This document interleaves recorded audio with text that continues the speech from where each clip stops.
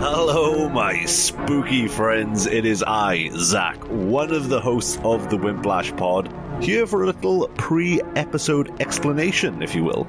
You may notice that this week's episode is significantly shorter than last week's, and there are two possible explanations for this.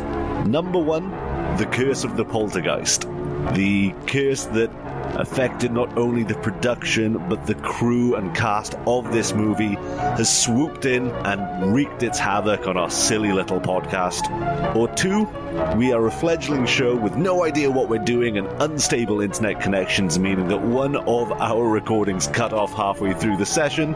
So with that in mind, you will hear this noise towards the end of the podcast, and I will be back with you to explain some of the bits that were lost in the recording, to give you our ratings and reviews of Poltergeist, and to let you know what film the movie Wheel of Doom has kicked up for next week.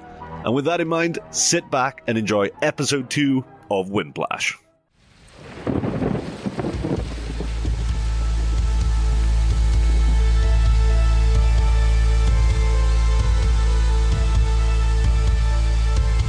Hello, creatures of the night, and welcome to episode 2 of Wimplash, the horror movie podcast where two seasoned horror movie fanatics introduce their yellow-bellied bestie to the wonderful world of horror movies. I am one of said film fanatics. My name is Zach, and with me, as always, I am joined by the man mountain in which I am going to start building phase 4 should I get round to removing the bodies. It's horror movie fanatic John Grizzly. Hello, ladies and gentlemen, I'm back. And with me today, as well, as always, is the dead canary in my cigar box, the man so scared of horror films he won't even read a Goosebumps book. It's Willy Webborn. You all mind hanging back? You're jamming my frequencies. Oh, child. Oh, God. My name's Willy Webborn. I believe I'm the wimp of this fine here group. That was almost a solid Zelda Rubinstein until you went, my name is Willy Webborn. Y'all mind hanging back? I love her. That is a fucking good Zelda Rubinstein, fair play. I love her. You have given me love. I'm so excited to discuss today's movie with you, honestly, because it's a different beast altogether than last week's film, which, if you haven't listened, go back to episode 1 of Wimplash, where we reviewed Mama from 2013, I think. You don't need to know the year. There's never been a remake or a sequel. It's a fucking terrible movie. They never should be either. No, there is a sequel, apparently. No, we had this conversation last time. You watched an AI trailer, and like the 40-year-old man you are got tricked. Fuck you. Just because I recently turned 40 doesn't mean I'm a boomer. Is it real? I saw this thing on Facebook. Is it real? So before we jump into today's discussion, how are my boys? What's news? You go first, Webbs. How are you feeling after the Spookfest? I want to say I bloody love the 80s. Like, really, I love that. Like, Zach, I thank you for showing me that film because I really did love it. I love the 80s and the way it was filmed. Obviously, I did watch it through my fingers because Wimplash over here is wimping. But, like, just everything about that film, I loved it. I'm good, though. Are you okay? Oh, well, I'm glad that you enjoyed it, and we're going to go into a lot more detail, I'm sure. Not only about today's movie, but I don't know about you guys, but I've gone into a fucking rabbit hole about the making and just the culture surrounding this entire movie. I've actually have no notes about the film itself. I'm glad of that, because I stopped myself going down that rabbit hole because I knew that you would. We'll get into it later, but I'm going to mention it already. The Poltergeist curse is a well-known thing in kind of media discussion, so we'll go into that later. I'm sure you got a lot more information than I have on it, because I avoided this side of things. I avoided myself reading about this side of things. So, without gilding the lily too much, and obviously you've read the episode title, today we are discussing maybe one of my all-time favorite movies. I realized this on the rewatch for the podcast, 1982's cinematic classic, Poltergeist. The movie is written by Steven Spielberg and produced by Steven Spielberg, and some would say directed by Steven Spielberg, although the official title of director goes to Tobe Hooper of Texas Chainsaw Massacre fame, and starring Craig T. Nelson, Jo Beth Williams, Oliver Robbins, and the late Heather O'Rourke and the late Dominic Dunn as the Freeling family a beautiful, lovely, loving suburban family thrust into the midst of a horrendous nightmare. Spielberg did the Goonies, right? He did the Gooners. Gooners. All right, my bad. He certainly gooned a lot. I'll just shut up now. I kind of wish that we had this one as the first episode, because this is a much gentler introduction to horror than Mama. No, because I like this. Yeah, well, that's more kind of like, that gets you gives you a taste of what horror can be. It's more of a well put together, competent film, and with Spielberg, I don't want to say helming it because Tobe Hooper had quite a lot. I don't know why I got that wrong. Then I think it was Tom Hopper, very different person, different career. I thought Tom Hopper was the bad guy from Ants. Actually, yeah, that is Hopper. Yeah, that's it. Yeah, that's Hopper. That's Dennis Hopper as well. Is it Dennis Hopper? No, it's James Woods playing that. Oh my God, and crickets live in the woods. It's all coming full circle. I think this is a much more competent, well put together film. It's got Spielberg's stink all over it. He's tainted it with himself. So the reason for that being, the original story is by Steven Spielberg. It was originally thought up as a horror sequel to Close Encounters. Oh. I think it was going to be called Watch the Sky. And the original idea was about a group of evil aliens coming down to Earth and, fucking with a suburban family until one of the aliens turns base and becomes a friend of the family and helps them to defeat the evil aliens. Now, this got separated into different chunks. The idea of the helpful alien became E.T., which was originally offered to Tobe Hooper as a film to direct because Steven Spielberg was like, I'm doing my fucking ghost movie. But Hooper, being the horror man that he is, went, you know what? You can do your little stupid puppet alien. No one's going to watch that. I'm doing the fucking scary movie. And then, unfortunately, if the behind the scenes is to believe, didn't really get to because Spielberg just directed this anyway. Zach, that's some wild knowledge. He was so much on the set of this because he was just like, nah, I want to be involved. I want to do this. This is my film. Maybe not so much this is my film standing all over Tobe Hooper's work, but there was a lot of Spielberg on there and you can really feel it. I was going to make the joke earlier, this is Close Encounters of the spooky kind. And that seems to be almost the truth there if that's what it's based on. So a lot of it was based off Steven Spielberg's childhood experiences as well, or things that scared him as a child. The giant tree knocking on his window was apparently something that he had as a child that really scared him, as well as I believe the clown doll may have been something that was lifted directly from his childhood. That this was a cathartic thing, but because he was due to make E.T. and in studio contract with Universal, he had a no-compete clause. So he came on as the producer of Poltergeist and was on set for all but 3 days, essentially just making the decisions on Tobe Hooper's behalf.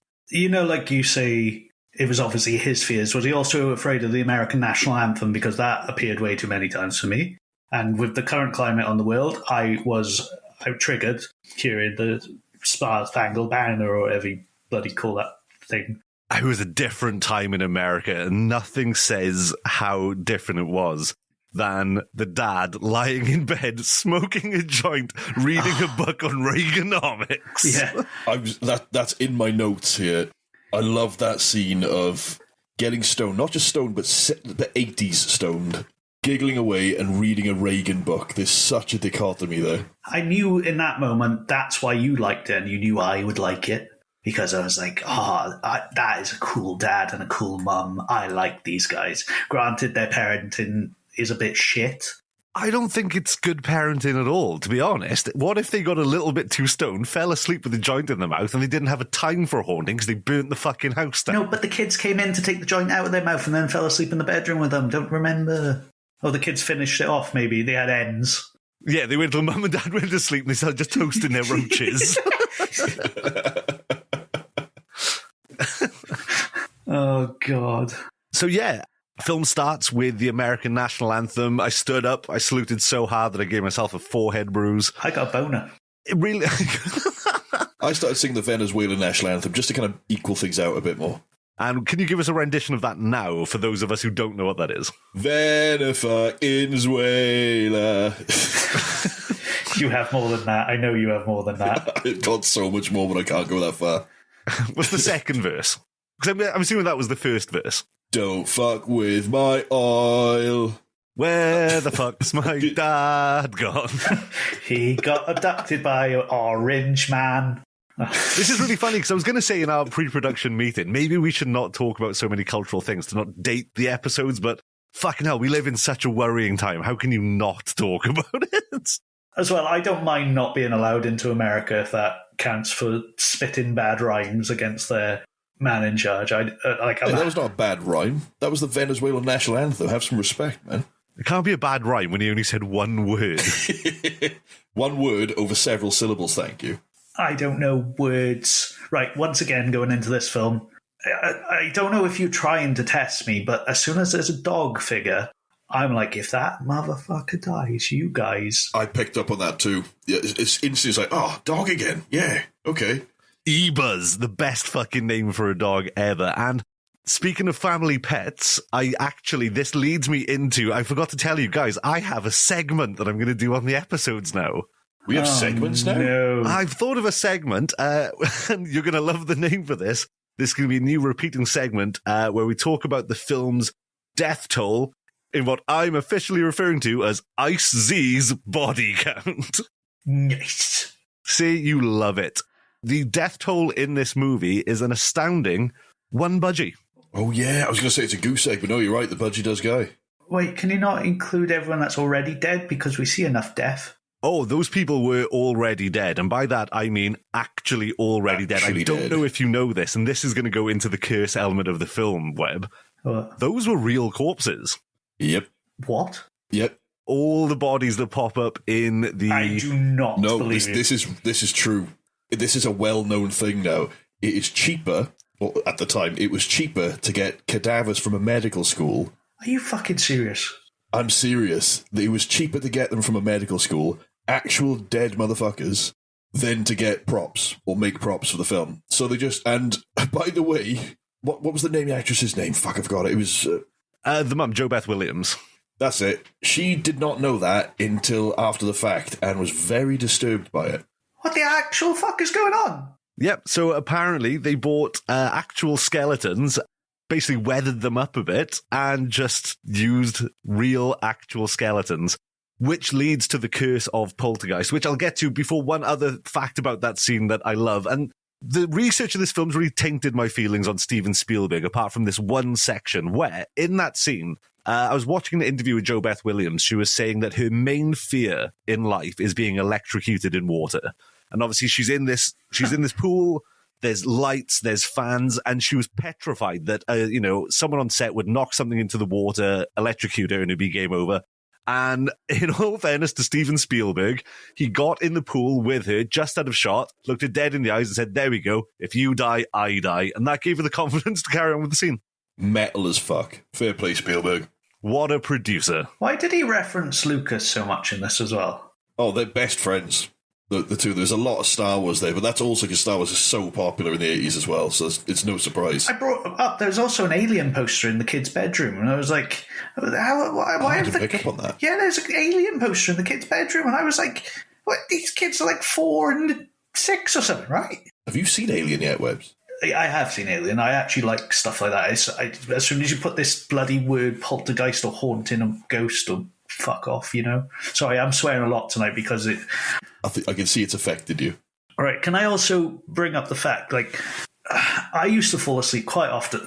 As you could probably know, I do it every night. Well, I'm quite afraid... Oh, shut up your mouth. I'm quite afraid of the dark. I'm falling asleep right now and loving it. I can't say words. You guys... Carry on, please. No, I don't want it. No, right. I used to fall asleep with the telly on quite often. Now I have a lovely wife that I can fall asleep next to. I don't need light before bedtime. I can go to bed like a big boy. But white noise on the telly, just flashing, is that just... That was a thing back in the day. What? No, you could sleep through it? I think my generation, being 40 years old and a bit older than you boys, was more falling asleep to the menu of a DVD you finished watching. So I'd wake up with the menu music to Alan Partridge or whatever I'd be watching the night before. Not and then the TV people talking nonsense to you, being dirty little men. Well, one thing I thought was fucking mental, because I watched this lights off, as you've got to do with a good horror film. Of course. And I remember the days of static on TV. I remember having to tune into channels. I don't remember it being the fucking blood rave from Blade, the amount of strobe that came off that fucking static on the TV. Yeah, I do wonder how much of their budget they spent on strobe lighting. Probably less than they spent on corpses. You've ruined... That's really upset you, isn't it? When you said it, first of all, I actually thought, like, I might cry. Why is this feeling? The sequence at the end where all the corpses are popping up out of the ground, I think they were cadavers as well. I think that's where Rob Zombie got the idea House of 1,000 Corpses, because they were near enough 1,000 there popping up. I honestly want to write it into my will that when I die, fire my corpse, like, on screen. Just fire it out of a cannon on screen for any number of reasons. Your death will be a prop. Finally, I can come in handy for something. Talking about death, Webborn, and again, we haven't done this, which we need to start getting into the habit of, but spoilers for this nearly 43-year-old movie, 44-year-old movie. But with these corpses came what was commonly known as the Curse of Poltergeist. Now, this is heavily regarded as one of the most cursed films of all time. I think that's kind of liberal, mainly because there was a few spooky goings-on in set. Jo Beth Williams reported going back to her apartment and all the pictures being a wonk every night, even though she straightened them.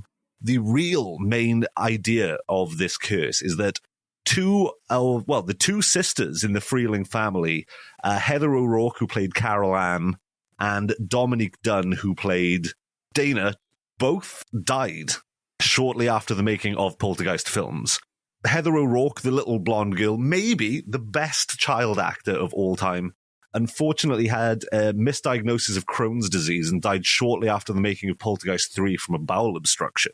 And Dominique Dunne, I think it was a matter of months after Poltergeist came out, at the height of what could have been a stellar career, had her life tragically cut short by her coward fucking ex-boyfriend, John Sweeney, who, in a fit of rage, decided to strangle her to death, put her in a coma, and leave her on the driveway.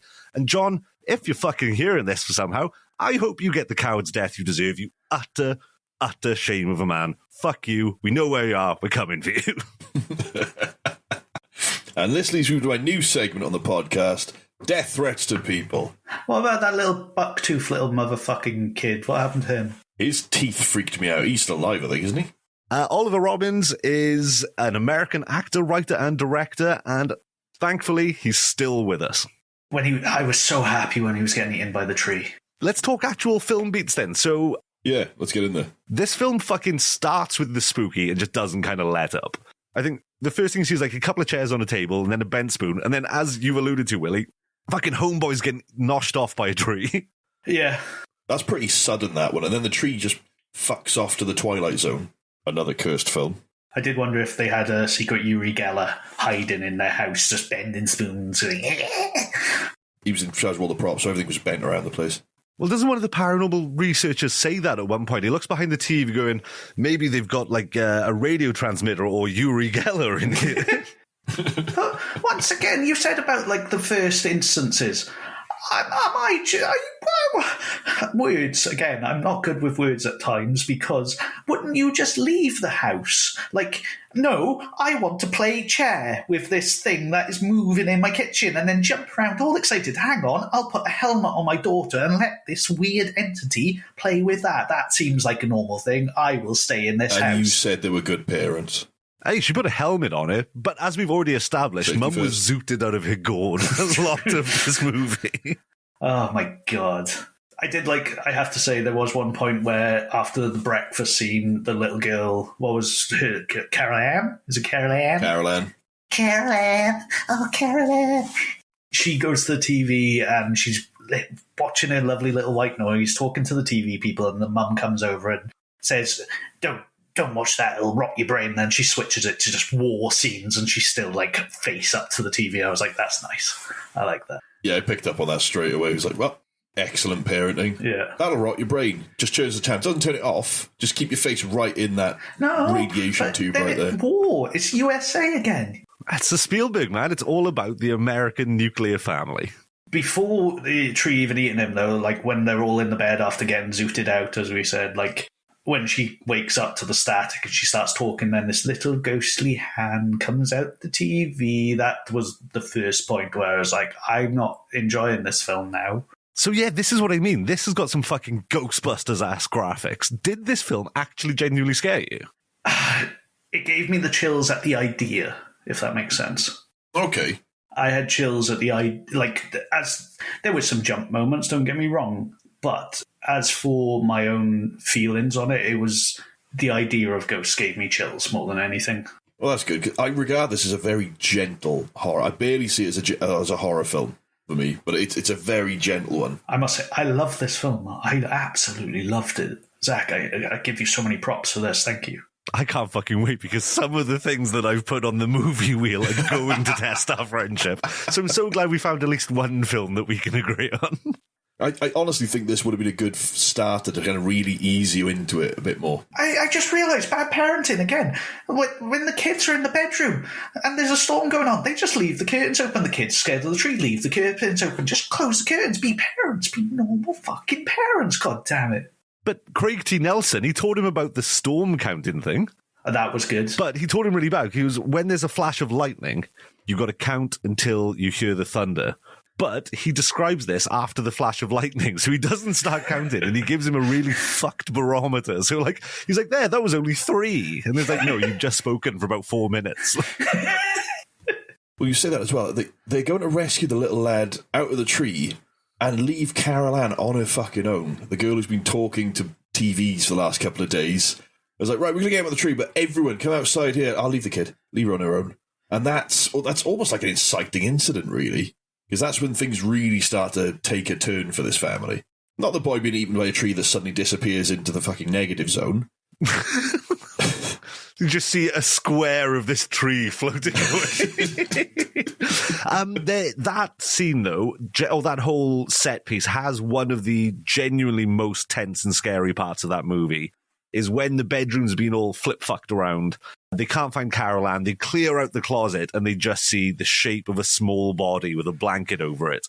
And there's that oh fuck moment where they're like, oh, we have to remove this blanket, but what are we going to find? And what do they find? The creepiest fucking clown doll that they must keep at the edge of their child's bed for no fucking reason. They hotbox in the room with their child, get him all fucking wavy, and then just have a clown stare at him all night. Can we talk about the clown for a second? Because I've made some notes on this. So, first of all, John Wayne Gacy was active up till 78. Poltergeist came out in 82. It, the book, came out in 86, and then the miniseries was in 1990. Is this what kicked off the whole clowns are now creepy rather than just clowns are like children's entertainers thing? Is this where the shift happened? Given that Gacy predated it, I'm going to say it was probably Gacy. This was just riding that the Gacy wave, as it were. As we've all done. We've all been there. We've all ridden that Gacy wave. Straight into that basement. Well, I mean, another Gacyism is that much like the Freeling's lovely suburban home, John Wayne Gacy's basement was full of corpses as well. Talking of Stephen King, though, he was the first choice for the writer of this movie. Spielberg wanted this to be written by Stephen King, but he was contractually obliged. I can't remember what he was doing, but he wasn't able to do it. Was it Pet Sematary? I might be wrong there. Don't quote me on that. Yeah, is that around a similar time? I think that was early 80s. I think it might have been, but I'm not 100% sure. But speaking of serial killers, let's jump off into another joke I wanted to realise. Very early on in the film, after she's had a chat with the TV, a very young Henry Zabrowski is seen cycling back to their house with beer spraying everywhere. I wanted to make that joke, and then I realised who actually that actor is. Go on. That is Dirk Blocker, the guy who played Hitchcock on Brooklyn Nine-Nine. Is it fuck? That's Dirk Blocker. Because I was just making jokes. I'll write this down. I'll mention Henry Zabrowski, because it does look a bit like him, that unkempt ginger dwarf. And then it turns out to be Hitchcock. It's like, oh, this is fantastic. I've got to mention this. I absolutely didn't catch that. That's so fucking funny. That was also one of the most evil parts of the beginning of the film. Like, kids trying to knock an adult man off his BMX with toy cars. What twats? Wreck his fucking case as well. But the worst part is he runs into the house with these beers spraying everywhere and nobody bats a fucking eyelid. They're like, game's on. It doesn't matter if you're soaking the curtains. The Bucks are playing the doodah. Don't. I've already picked up on the continuity of the football. It wasn't... I'm not going to go into it, but it was all wrong, okay? That's all I'm going to say. And Mr. Rogers wasn't even playing that day. I was about to say, some of the shots of the football were just Mr. Rogers. That leads us to, like, the weird fat neighbours. Like, and all that amount of screen time for them... It's like, I don't know where that came from, that weird subplot. Again, I think there's been something cut from the film where he had a more prominent part to play, because you see him fucking about with the remote to piss him off about the game. Then they go over there stoned and ask him if there's anything weird happened in his house while they're stoned as fuck, giggling at him. And then at the end, she's like, oh, can you help me? Yeah, I'll help. And that's it. That's his involvement in the film. I like that when they go over and they're clearly baked and they, just want to see if there's any spooky going on. He's there with a plate of beans that both him and his fat son are sharing.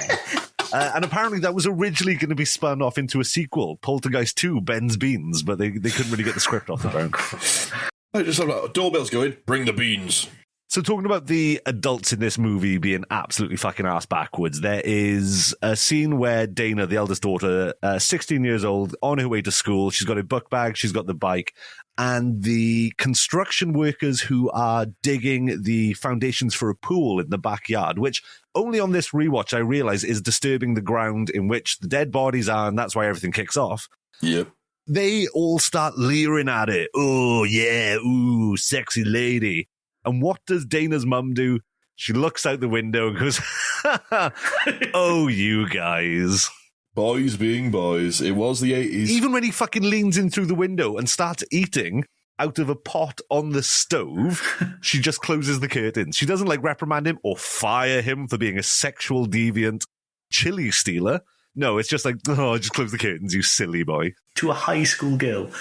An actual child. That actor, can I point out, is also a part of the Poltergeist curse. He was murdered in 2009, which I think is a bit too far away from the film, so, yeah. But it's part of the curse. Another actor involved is dead. I like to think if anyone was murdered with an axe, that it's part of a curse. I don't know if was it an axe? It was an axe. It was literally, it was a guy had just got out of prison for a string of armed robberies, was off his meds, drunk, broke into the house, murdered him with an axe. Complete stranger. Well, axe a silly question. Though, take a moment of silence for Lou Perryman, who played, what was his character's name? Oh, she said his name, didn't she? Was it Dumbo or something? No, not Dumbo. Lou Perryman played Pugsley. There was another link between the Addams family in this film when they do open the door to the girl's bedroom and everything's flying about. It reminded me of the scene in the Addams family when all the books are flying around. Except the scene in the Addams family, given that it came out a couple of years later, was so much better done. I know the technology really wasn't there for CGI, but fuck me, they had Industrial Light and Magic, one of the biggest effects studios in the game, working on this movie. And the scene with the floaty about bits in the room, when they've got the paranormal investigators to the house and they're like, we don't go in the bedroom, and they open the door. It's just one of the just poorest renderings of CGI I've ever seen, apart from the Incredible Hulk on a horse. That was great. Yeah, I did pick up the Hulk being there.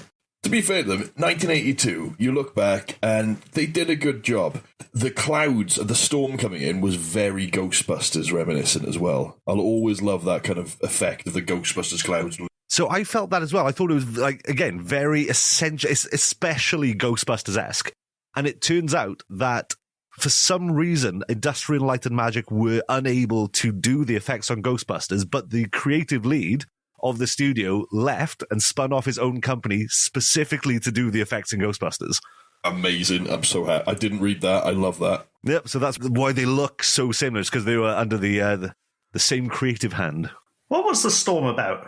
The storm, I think, was just kind of not even foreshadowing. I think it's just a dramatic effect. Okay. Think about it. If all them corpses are coming out of the ground and it's a nice sunny day, it's not going to have the same effect. Yeah, but the corpses weren't coming at the beginning. The storm just starts. Oh, dig in the pool. Disturbs the undead. And of course, the undead love the storm. One thing I do want to say about this film is it had me watching it, waiting for something really bad to happen that never actually happened, as in, something that was going to freak me out. And I'm very thankful it didn't, but it had that air of something's going to happen, and that was killing me to watch. a nice sense of dread throughout. Yeah, totally that. Well, I mean, this movie is a PG. It was originally going to be a R-rated movie, but they wanted a much wider release, obviously being a Spielberg movie. But certain scenes, like the shot after, in like the fourth act, as it were, after you get like the fake everything's okay ending, and then the whole thing's still happening. The mum is getting flipped around the roof of the room. Apparently, that originally was shot as a gratuitous ghost rape scene. Really? Yeah, well, that's what happened in Scary Movie, isn't it? And also Entity, which is a film actually about that, which came out a few years later.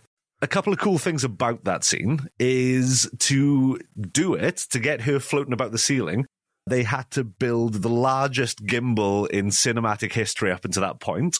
So it's a giant rotating set with a cameraman strapped in, and basically Jo Beth Williams just being tumble-dried in this room. And apparently the ceiling was textured and it was cutting the shit out of her knees and elbows. And in an interview, she said after about the fourth, fifth take, she got off, she was disorientated, she's covered in blood, and she walks up, she goes, "Stephen, what the hell?" Like, knees and elbows. He goes, don't worry, you won't see that in the final product. So I wanted to talk about, right, what are the bits that really freaked you out in this film, Webb? So I want to get into this, because I'm still trying to nail down what it is that makes you spooked. It definitely, you guys, that ghostly entity that was coming down the stairs, that was like giving me something. When they watched back on the camera and you start to see the faces, I was like, no, I don't like that. Other than that, it wasn't too bad. Like, it was haunting, but for some reason, the way Paranormal Activity hits me compared to something like that, I don't know, it wasn't as bad, but it is those ghostly figures. I was just like, I didn't need them. They could have just been the orbs they were coming downstairs, to be honest. What about the Beast? When the Beast finally appears and it's just that weird, like, horse skeleton. The drum from Supergrass in the video for Can You Hear Us Pumping in Your Stereo, you mean? What about maybe one of the most defining parts of my childhood in terms of horror consumption, which aged like a glass of fucking milk, the face rip scene? I wanted to talk about this next, the sneaky, slithery snake, which leads into the early body horror. He was just a hungry boy. Right, so, I mean, would you, if you were a guest in someone's house, not even a guest, an employee in someone's house, and you were working overnight and you were hungry, yeah, I get, if you're like, do you mind if I have something to eat? But the fact that he puts a whole chicken wing in his mouth and then grabs what is probably a very expensive fucking steak, and he's like, everyone's asleep in the next room. I am just going to make myself the meatiest fucking treat that I possibly can. It's all right. The house is getting haunted and all that, but I'm just going to fry up this steak right now. You got any butter? Yeah, that's fine. Let's butter up that bacon. Should we talk about the paranormal investigators themselves? So, of course, you've got Dr. Shaw, played by Beatrix Straight, and then you've got what looks like a young Cillian Murphy and a young Billy D. Williams assisting. I thought that was Billy D. Williams as well when I was rewatching it. Obviously, it wasn't, and we both need to check our white privilege, but still. I thought it was Dennis Nielsen, if I was honest. I thought Dennis Nielsen had a cameo in this. What, the serial killer Dennis Nielsen? Yeah, the Cillian Murphy looking. He did, actually, yeah, you're right. Oh, wait, if it was Dennis Nielsen was known for stuffing chicken bones down his drain to hide the human remains. There's a scene where this guy drops meat down a drain shortly after dropping a chicken bone. We've got Gacy, we've got Nielsen. This is a fucking serial killer supreme. Spielberg's into his true crime. Jesus Christ, I didn't realise this. Yeah, and that's why E.T. killed all those women in his van. What's E.T. short for? His tiny legs.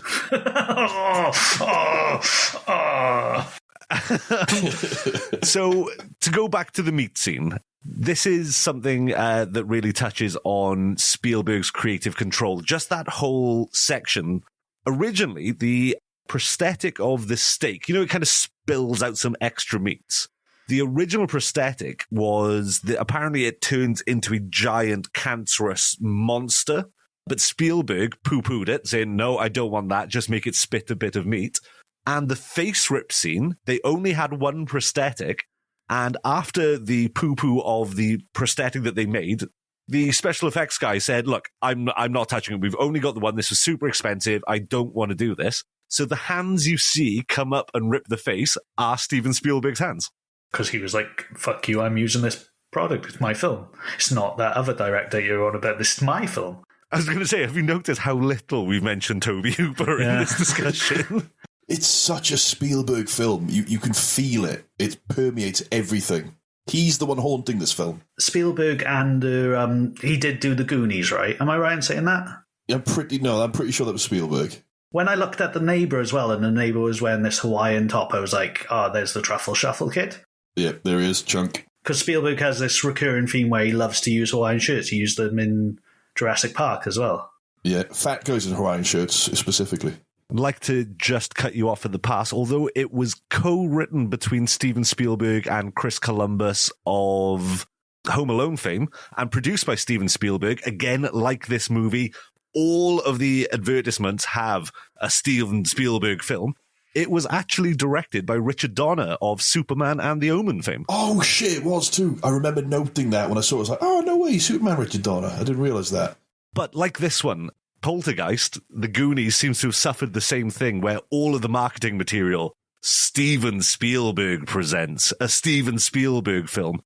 That happened so much with this film, Webborn, that the Directors Guild of America had to arbitrate because they felt that Tobe Hooper didn't get his fair dues in any of the promotional material. No one knew it was a Tobe Hooper film, and they actually ruled in his favour, and he had a $15,000 payout for it. Some might call him Tony Hoop Hoo. Some may. I don't know why they would, but they may. Right, can you tell me more about Tangina Barons, please? I want to know about this new love of my life. Sorry, my wife, I do love you, but oh my gosh, she made it. She made that film. I'm fucking mad that we've made it this far into the podcast without really dipping into the cinematic delight that is Zelda Rubinstein.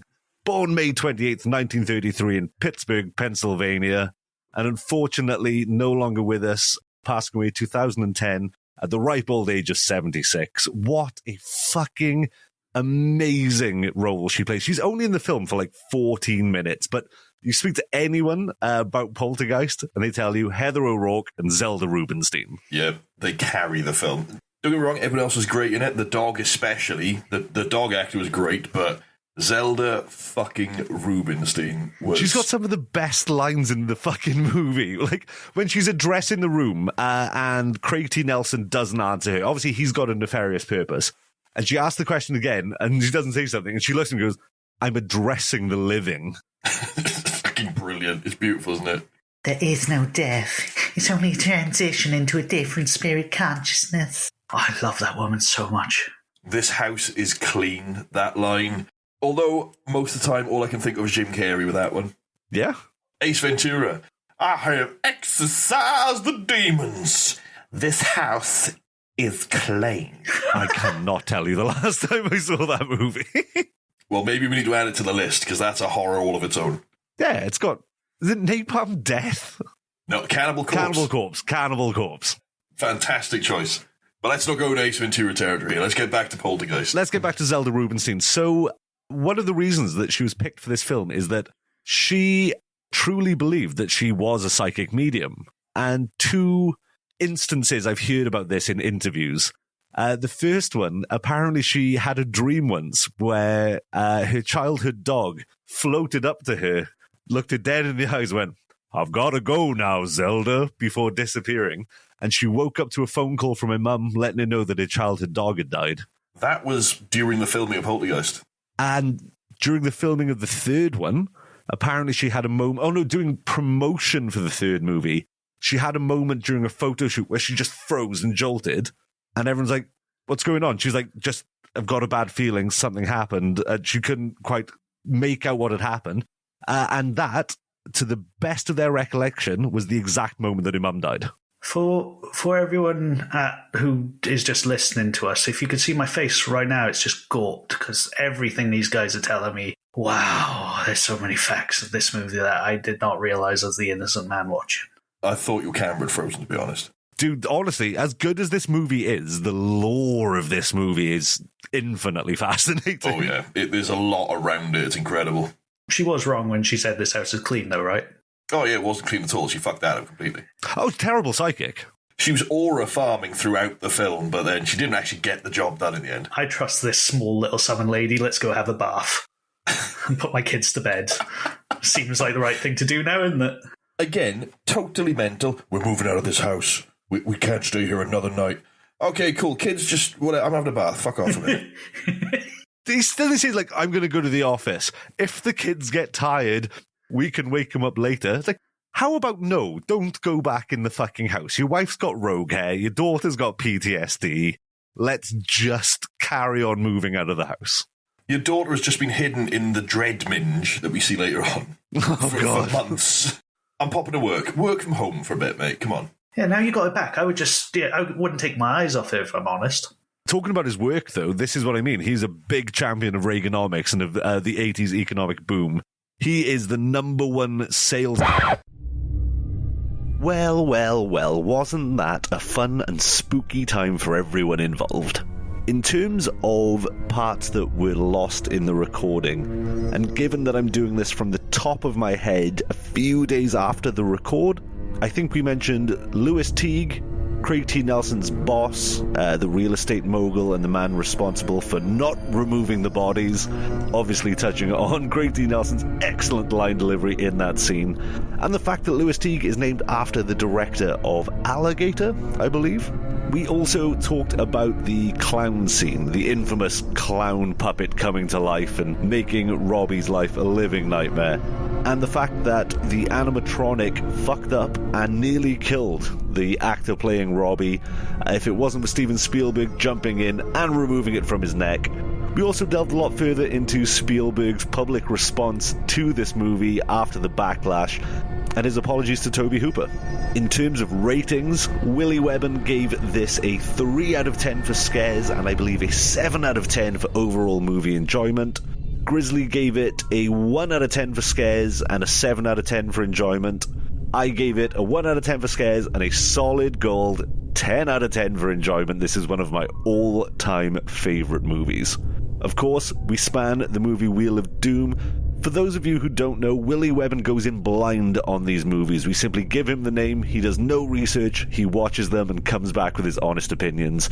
And the movie Wheel of Doom this time has picked Pulse 2006. Not the original J-horror masterpiece, but the questionable American remake. We'll get to that on next week's episode. Thank you ever so much for supporting us.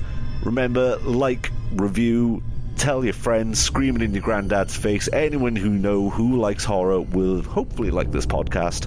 Can't remember what the guys plugged, but I'm sure you'll be able to find it yourselves. You're smart people. We trust you a lot. Anyway, thank you ever so much for listening. Be safe, be well, and we'll see you on the next one.